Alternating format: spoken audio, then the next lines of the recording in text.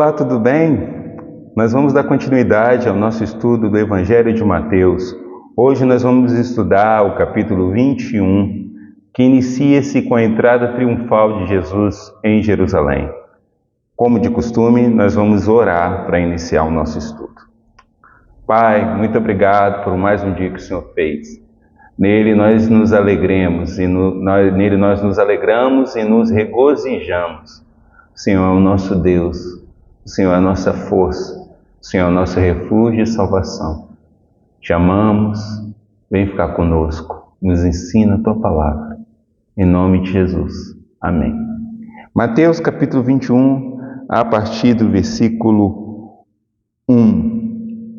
Quando se aproximaram de Jerusalém, chegando a Betfagé, ao Monte das Oliveiras, enviou Jesus 2 discípulos, dizendo-lhes: Ide à aldeia que está diante de vós, e logo achareis presa numa jumenta, e com ela um jumentinho. Desprenderam-a e trazei-nos. E se alguém vos disser alguma coisa, respondeu-lhe que o Senhor precisa deles, e logo os enviará. Ora, isso aconteceu para que se cumprisse o que foi predito pelo intermédio do profeta. Dizei à filha de Sião: Eis aí te vem o teu rei, humilde montado em jumento, no jumentinho, cria de animal de carga. Indo os discípulos, e sendo feito como Jesus lhe ordenara, trouxeram a jumenta e o jumentinho. Então puseram em cima deles as suas vestes, e sobre elas Jesus montou. E a maior parte da multidão estendeu as suas vestes pelo caminho, e outros cortavam ramos de árvores, espalhando-os pela entrada. E as multidões, tanto as que precediam como as que seguiam, clamavam: Hosana ao filho de Davi.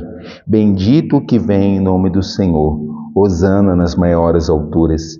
E entrando ele em Jerusalém, toda a cidade se alvoroçou, e perguntavam: Quem é este? E as multidões clamavam: Este é o profeta Jesus de Nazaré, da Galiléia. Aqui a gente vê Jesus chegando a 5 dias para a sua paixão, ele chegando em Jerusalém. E ao chegar em Jerusalém, ele vai ter uma entrada triunfal. Ele está chegando aqui para se preparar para o seu grande momento, que seria a cruz.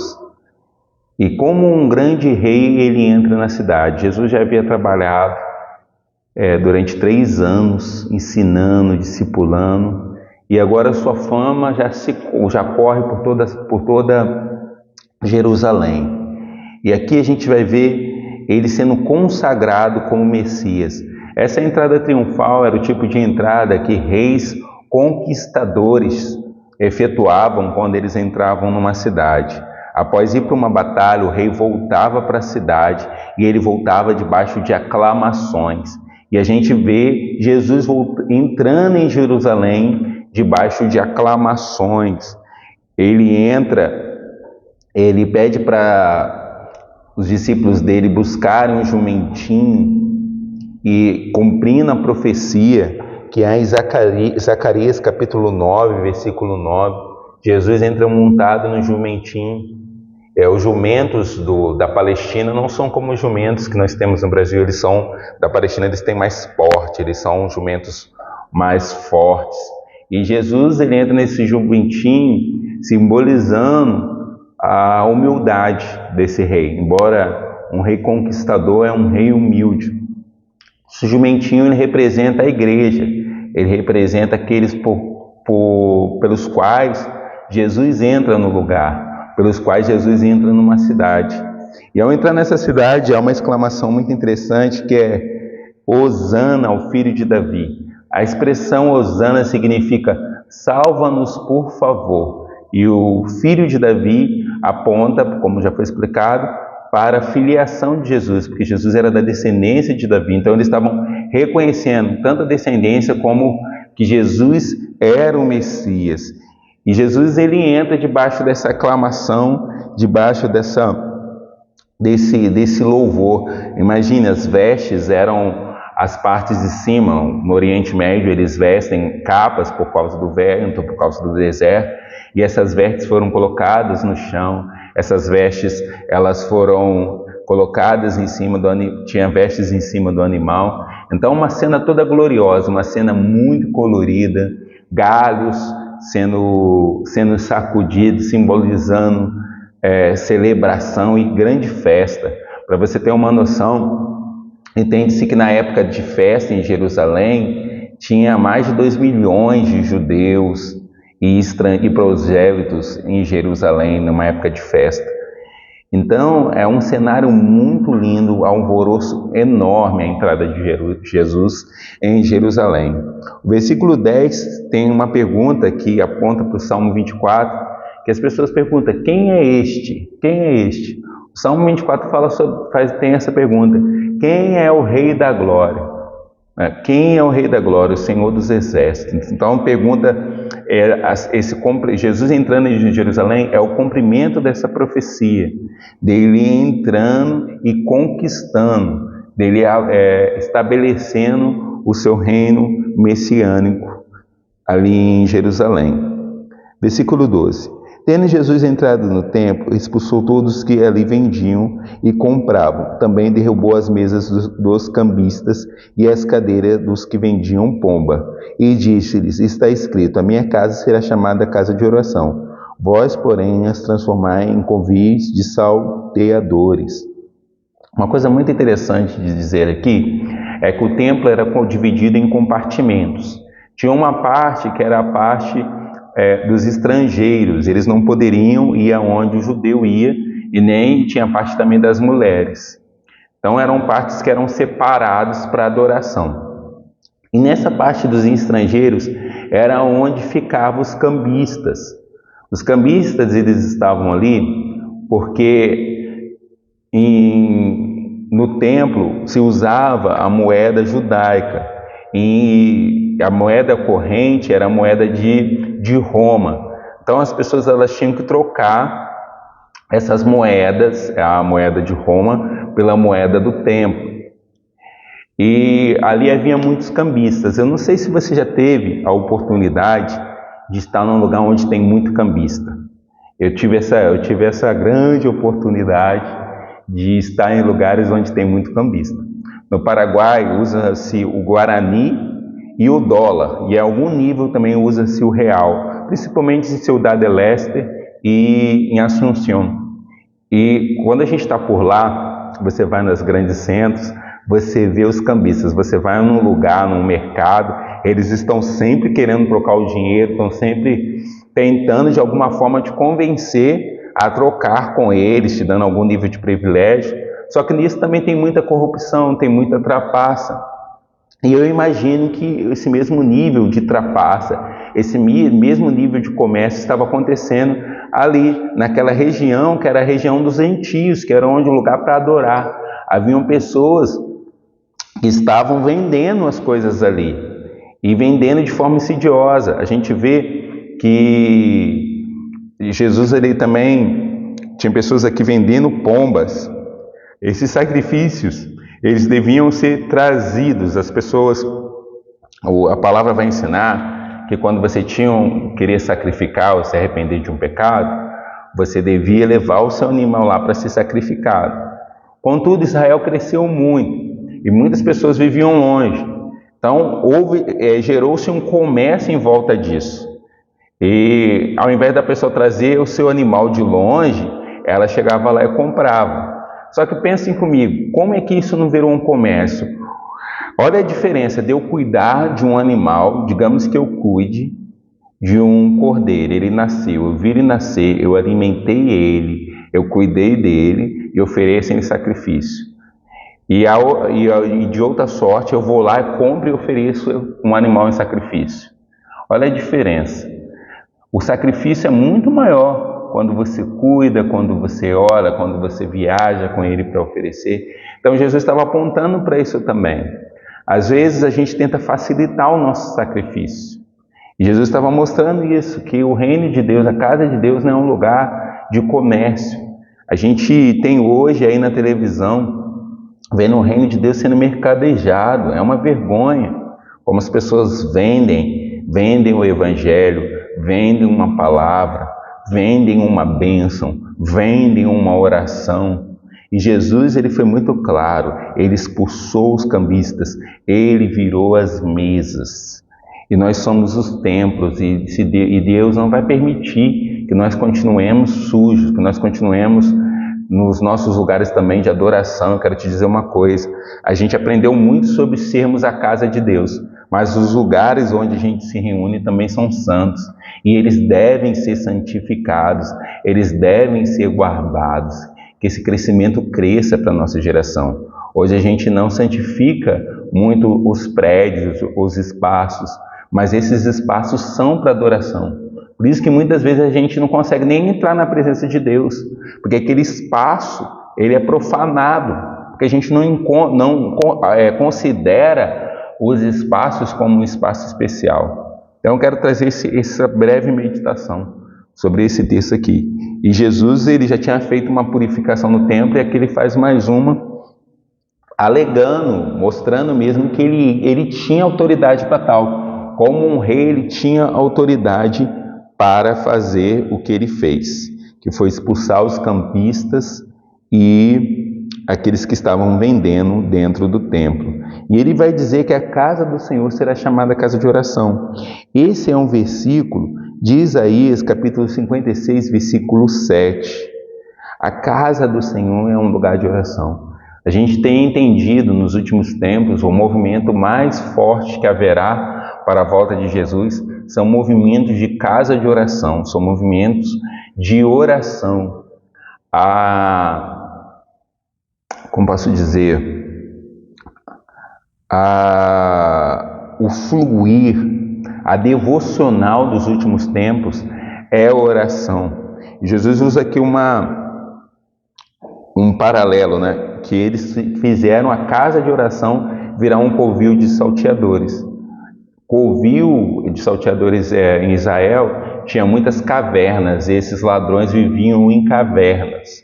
Então Jesus, ele mostra isso, assim, que essas pessoas estão transformando um lugar que era para ser santo em um lugar de corrupção, um lugar onde se ajuntam pessoas para defraudar das outras. Versículo 14. Vieram a ele no templo cegos e coxos, e ele os curou. Mas vendo os principais sacerdotes e os escribas as maravilhas que Jesus fazia, e os meninos clamando, hosana ao filho de Davi, indignaram-se e perguntaram-lhe: ouves o que esses estão dizendo? Respondeu-lhes Jesus: sim, nunca lestes? Da boca dos pequeninos, de crianças de peito, tiraste perfeito louvor. E deixando-os, saiu da cidade para Betânia, onde pernoitou. Jesus, ele continua curando, como ele sempre fez. Jesus, ele ensina e cura.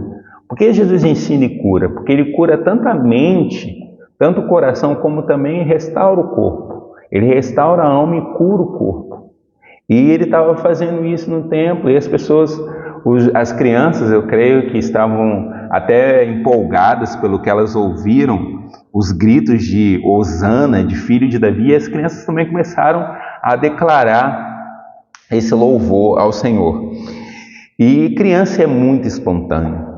Criança é espontânea, e isso ofendeu os fariseus, porque a fama de Jesus estava crescendo.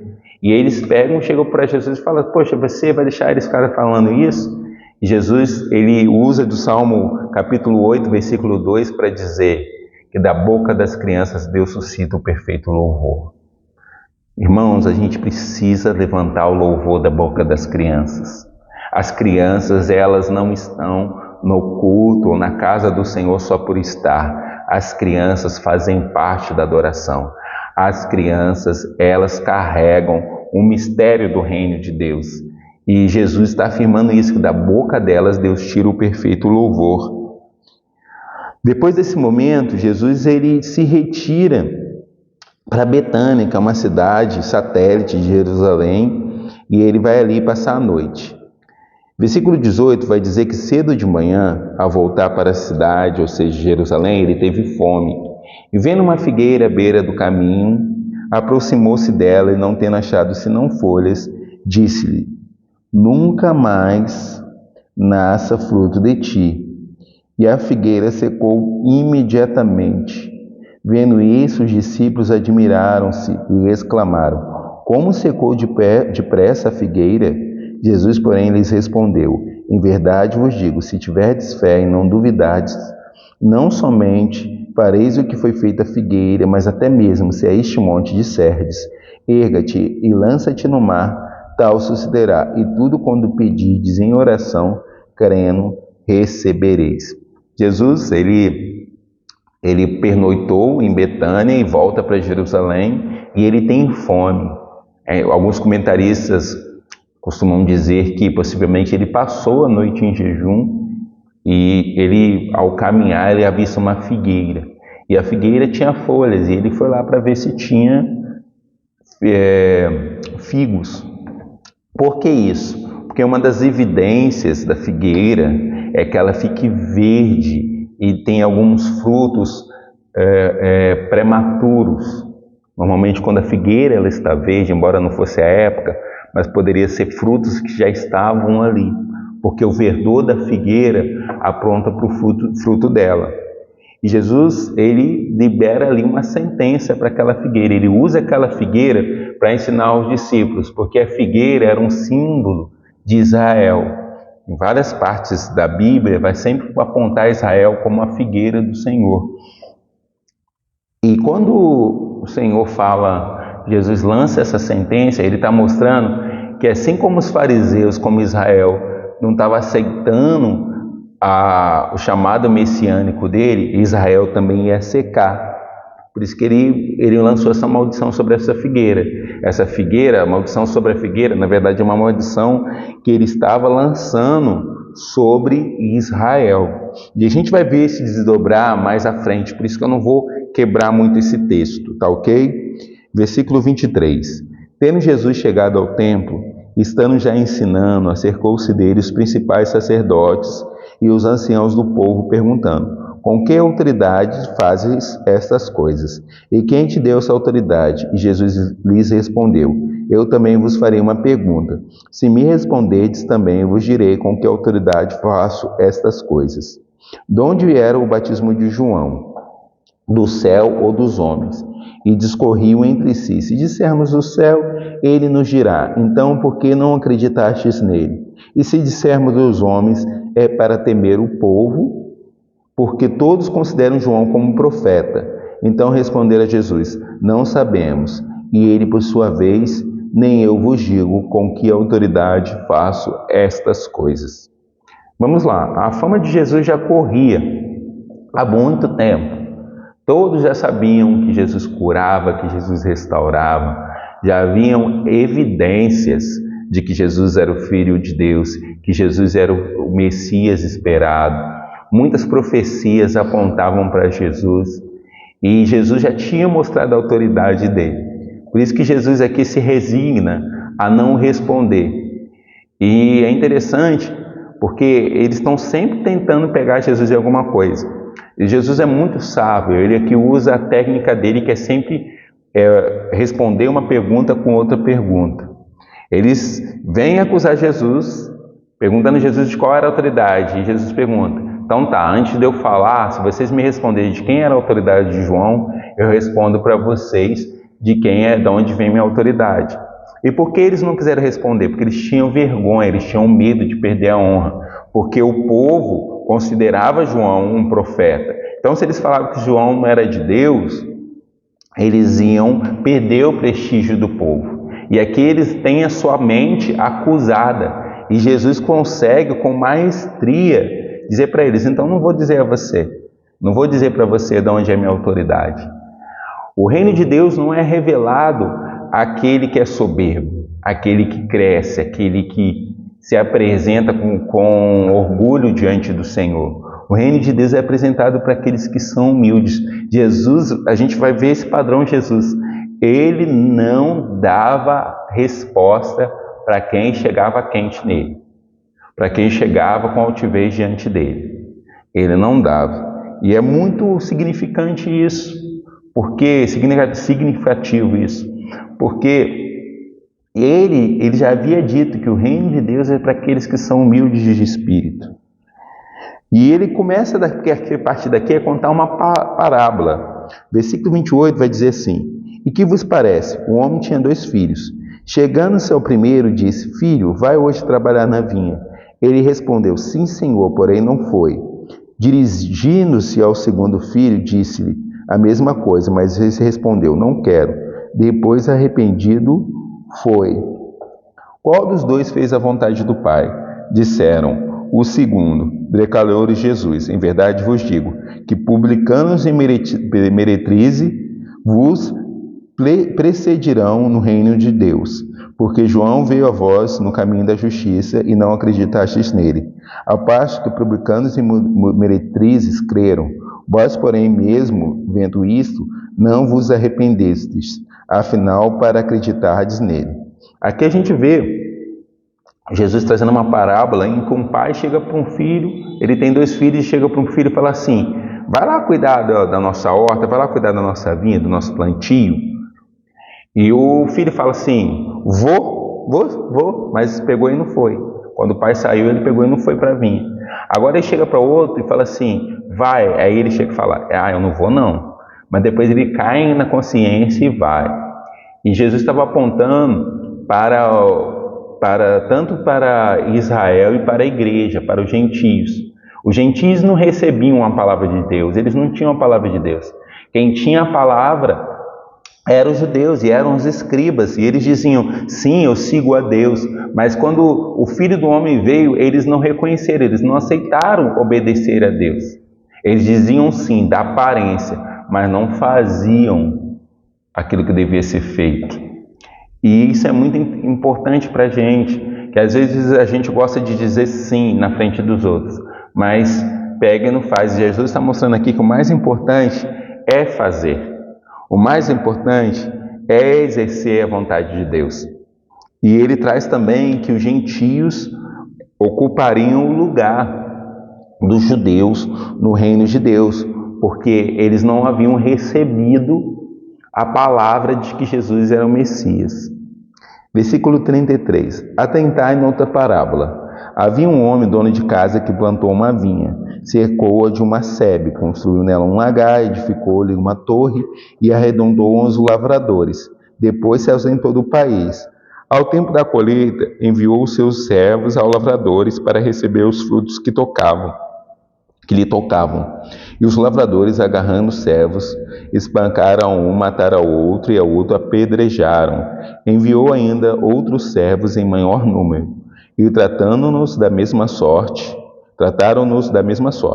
E por último enviou-lhes o seu próprio filho, dizendo: a meu filho respeitarão. Mas os lavradores, vendo o filho, disseram entre si: este é o herdeiro, ora, vamos matemo-lo e apoderemo-nos da sua herança. E agarrando-o, lançaram-no fora da vinha e o mataram. Quando, pois, vier o senhor da vinha, que fará aqueles lavradores? Responderam-lhe: fará perecer horrivelmente a estes malvados e arrendará a vinha a outros lavradores, que lhe remetam os frutos nos seus devidos tempos. Perguntou-lhe Jesus: nunca lestes nas Escrituras? A pedra que os construtores rejeitaram, esta veio a ser a principal pedra angular. Isso procede do Senhor e é maravilhoso aos nossos olhos. Portanto, vos digo que o reino de Deus vos será atirado e será entregue a um povo que lhe produza os respectivos frutos. Todo que cair sobre essa pedra ficará em pedaço, e aquele sobre quem ela cair ficará reduzido a pó. Os principais sacerdotes e os fariseus, ouvindo essas parábolas, entenderam que era a respeito deles que Jesus falava, e conquanto buscaram prendê-lo, temeram as multidões, porque estas o consideravam como um profeta. Jesus, então, ele vai nos falar sobre a figueira sem fruto, a parábola dos 2 filhos e a parábola dos lavradores maus. Aqui é todo um contexto mostrando que Israel estava sendo renegado a autoridade de ir às nações e de levar o evangelho, e que essa autoridade estava sendo delegada aos gentios. E Jesus usa figuras como o do dono de uma vinha. A vinha era plantação de uvas. Essa plantação, eles colocavam lagares. O lagar, ele era com duas circunferências de pedra. A primeira era mais alta, a segunda ficava um pouco abaixo da terra, algumas vezes escavadas na própria pedra. E da primeira cavidade se colocava as uvas e se amassava a uva e se escorria para a segunda cavidade. E ele está falando que havia esse lagar, havia essa vinha e havia uma torre também, ou seja, foi um lagar muito preparado, foi uma vinha muito preparada. E Jesus está mostrando que Israel foi muito cuidada por Deus, e que Deus deu as palavras, deu a lei para Israel. Só que Israel não aceitou aquilo que Deus estava fazendo. Quando fala que os servos vieram para pegar o direito do dono, porque assim estava arrendada, então havia uma quantidade de fruto que era para o dono, havia outra quantidade que era para aquele que tinha arrendado. Só que os servos, isso Jesus aponta para os profetas, os servos de Deus são os profetas, que vieram e anunciavam a Israel as verdades. Mas sempre que os servos vinham, os profetas falavam a Israel, eles eram maltratados, como foi Jeremias, como foi Isaías, como Miqueias foi maltratado. Todos os profetas foram maltratados. E aqui Jesus também estava sendo maltratado. E Jesus era o filho que vinha, e eles falaram assim: não, vamos matar o filho, porque quando a gente matar o filho, a gente vai ter a herança. Só que Jesus está dando a sentença para eles: o dono da vinha, que é o Pai, que é o Senhor Deus, ele vai vir e vai matar todo mundo que mandou matar o filho. Ou seja, Deus estava trazendo uma sentença também sobre Israel. E a gente vê isso se cumprindo em 70 depois de Cristo, quando o Império Romano devasta Israel. E essas profecias que a gente vai ver mais à frente, elas se cumprem. E aqui Jesus já estava apontando para nós que somos igreja. Aqui, porque Israel renunciou a receber o Messias, nos foi dada a oportunidade de recebê-lo. E vamos orar agradecendo ao Senhor por isso. Vamos orar por Israel. A palavra fala que haverá o tempo de reconciliação de Israel. Haverá o tempo em que o exército, haverá uma dança de dois exércitos, que é a igreja e a casa de Israel. Nós devemos orar por esse povo, devemos orar para que o Senhor converta o coração de Israel, que o Senhor, por meio até mesmo de ciúmes, venha converter israelitas, venha converter o povo dele. Porque essa sentença é muito triste, irmãos, as sentenças que a gente viu e as que ainda veremos. É muito triste tudo o que ocorreu com Israel e como Israel veio a negar o Filho de Deus. Vamos orar. Senhor Jesus, nós queremos pedir, entra na tua casa, entra na tua habitação, entra na tua Jerusalém, que somos nós. Entra, Senhor, e de forma triunfal, entra triunfante, vencedor e reina na nossa vida. Nós queremos, Senhor, declarar sobre a nossa cidade, sobre a nossa nação, que entre, Rei da Glória, o Senhor forte e poderoso nas batalhas. Nós queremos estabelecer o teu reino, Jesus, assim como o Senhor entrou em Jerusalém naquele dia para reinar, para governar, e as pessoas entenderam que tu eras o chamado e o prometido para as nações. Nós reconhecemos que tu és o prometido, Senhor. Deus, nós pedimos, e entrando, purifica a tua casa, purifica o teu templo, purifica, tira de nós os cambistas, os ladrões, os salteadores. Limpa-nos, ó Deus, de toda rapina, de toda corrupção. Limpa a tua casa, Senhor. Limpa a tua casa, purifica a tua casa, Senhor. Vem com as arroques, Senhor, e purifica. Expulsa os cambistas. Vira as mesas, Senhor, em nome de Jesus. Senhor, nós te rogamos, ó Deus, que as crianças possam, da boca das crianças, o perfeito louvor seja suscitado, Senhor. Suscita o perfeito louvor, Senhor, da boca das crianças. E então as crianças, pelas ruas de Jerusalém, cantarão espalhadas por Jerusalém, sim dirão, tu és bendito, meu amado, nessa nação. Elas cantarão, Senhor, que as crianças pelas ruas do Brasil cante que tu és bendito, que as crianças cantem, Senhor, pelas escolas, cantem, Senhor, pelas instituições. Tira, Senhor, o canto profano da boca das nossas crianças. Pai, nós nos arrependemos porque nós colocamos canções indevidas na boca das nossas crianças, danças indevidas. E nós te pedimos, Senhor, que haja o canto de Sião, que brote o verdadeiro louvor da boca das nossas crianças.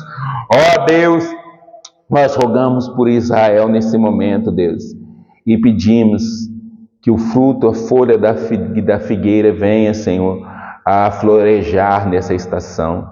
Nós pedimos, ó Deus, que os campos de Israel fiquem brancos.